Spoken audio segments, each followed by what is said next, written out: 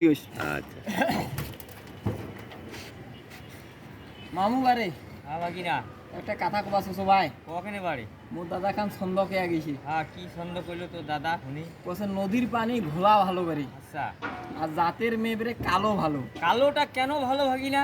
কালোটা কেন ভালো মোহ এটা দাদাকে জিজ্ঞাসা করছু। আচ্ছা আচ্ছা দাদা আলা কছে কছে আই দেখ একটা কালো সেঙ্গেরিজ আছে, আচ্ছা এতে একটা সেঙ্গেরাও না তাকায়, না তাকায় আর যেটা একটা ভালো সেঙ্গেরিজ আছে আছে সে সবাই তাকাছে। আরো ফির কছে কি মাল যাচ্ছে গো, হ্যাঁ। মালের দানা পইরা গেছে।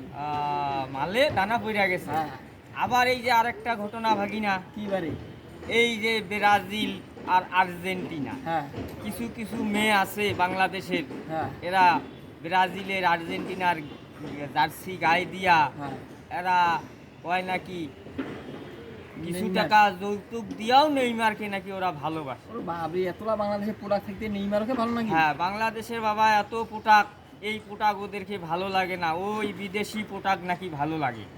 তো বিদেশি পোটাক যদি ভালো লাগে তাহলে এদের একটা সমস্যা আছে।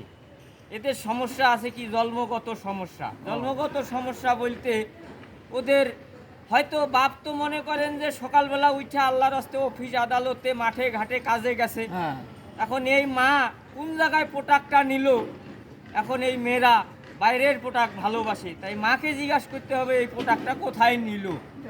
এটা একটা ব্যাপার আছে না, আমাদের বাংলাদেশের এত পোটাক, এই পোটাকে ভালো লাগে না, খাউন দাউন আমাদের বাংলাদেশে, আর ওই তেলির বাড়ি তোদের ধুরা। তাহলে এদেরকে এখন এই যে আজকে ব্রাজিল হেরে গেছে, এই মেয়েরা এখন কোথায়, এদেরকে খুঁজতে হবে।